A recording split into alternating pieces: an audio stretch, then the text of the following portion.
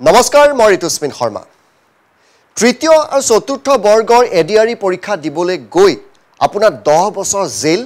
আৰু 10 কোটি টকাৰ জৰিমনাও হ'ব পাৰে যদি আপুনি অসৎ পন্থা অৱলম্বন কৰে তেন্তে আপোনাৰ বিপদ আহি আছে হিমন্ত বিশ্ব শৰ্মা চৰকাৰৰ ফালৰ পৰা আজি মনত পেলাই দিয়া হৈছে অসম লোক পৰীক্ষা আইন 2024ৰ কথা নকল কৰিলে আপোনাৰ 3 বছৰ জেল হ'ব লগত 1 লাখ টকাৰ জৰিমনা বিচাৰযোগ্য জামিনবিহীন আৰু অমীমাংসীয় শাস্তি হ'ব আপোনাৰ পৰীক্ষাৰ্থী পৰীক্ষক আৰু পৰীক্ষা ব্যৱস্থাপকৰ ক্ষেত্ৰত বেলেগ বেলেগ শাস্তিৰ বিধান আছে অসম লোক পৰীক্ষা আইন 2024ত প্ৰথমে আহিছো পৰীক্ষাৰ্থীৰ ক্ষেত্ৰত কি শাস্তিৰ বিধান আছে নকল কাৰ্যত লিপ্ত পৰীক্ষাৰ্থীক বিহা হ'ব 3 বছৰ পৰ্যন্ত কাৰাদণ্ড আৰু ন্যূনতম 1 লাখ টকাৰ জৰিমনা জৰিমনা যদি আপুনি আদায় দিব নোৱাৰে অতিৰিক্ত 9 মাহ আপোনাৰ জেল হ'ব নকলৰ লগতে কুচক্ৰৰ সৈতে যদি আপুনি জড়িত হয় তেন্তে 10 বছৰ পৰ্যন্ত আপোনাৰ জেল আৰু 10 কোটি টকা পৰ্যন্ত আপোনাৰ জৰিমনা হ'ব নকল কাৰ্যত লিপ্ত থকা পৰীক্ষাৰ্থীয়ে 2 বছৰৰ বাবে কোনো নিযুক্তি পৰীক্ষা দিব নোৱাৰিব নকল যোগানকাৰী বিৰুদ্ধেও একে আইনৰ আধাৰত শাস্তিৰ বিধান আছে যিসকল পৰীক্ষক থাকিব তেওঁলোকেও কুকৰ্মত জড়িত হ'ব নোৱাৰিব পৰীক্ষকৰ বাবে 10 বছৰ কাৰাদণ্ড আৰু 10 কোটি টকা পৰ্যন্ত জৰিমনাৰ ব্যৱস্থা আছে কুচক্ৰত জড়িত থকা পৰীক্ষকৰ সা সম্পত্তিও বাজেপ্ত কৰা হ'ব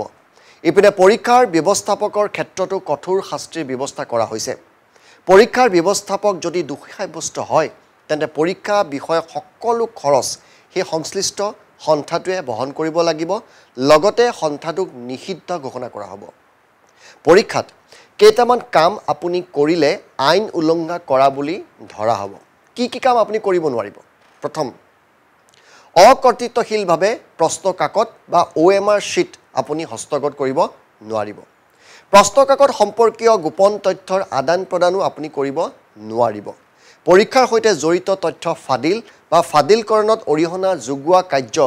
বেআইনী বুলি ধৰা হ'ব পৰীক্ষা কেন্দ্ৰত অকৰ্তৃত্বশীল ব্যক্তিয়ে প্ৰৱেশ কৰিব নোৱাৰিব প্ৰশ্ন কাকত সম্পৰ্কীয় গোপন তথ্যৰ প্ৰচাৰ প্ৰতিৰোধ কৰিবলৈ এনেবোৰ ব্যৱস্থা লোৱা হৈছে নিযুক্তি প্ৰক্ৰিয়া স্বচ্ছ আৰু নিকা যোগ্যজনৰ নিশ্চিত নিয়োগৰ বাবে এক কঠোৰ আইন আনিছে অসম চৰকাৰে সততা অক্ষুণ্ণ ৰাখি আটাইকে বেআইনী কাৰ্যকলাপৰ পৰা বিৰত থাকিবলৈ অনুৰোধ জনাইছে অসমৰ মুখ্যমন্ত্ৰী হিমন্ত বিশ্ব শৰ্মাই প্ৰতিগৰাকী কৰ্মচাৰী যাতে মেধাৰ ভিত্তিত নিৰ্বাচিত হয় তাৰ বাবে এই কঠোৰ আইন কঠোৰ শাস্তিৰ বিধান কৰিছে অসম চৰকাৰে গতিকে অসৎ উপায় পৰিহাৰ কৰি শিক্ষা দীক্ষা আৰু আৰ্জিত গুণৰ সহায়ত চাকৰি লওক নহলে জীৱনটো হয়তো আপোনাৰ জেলতে যাব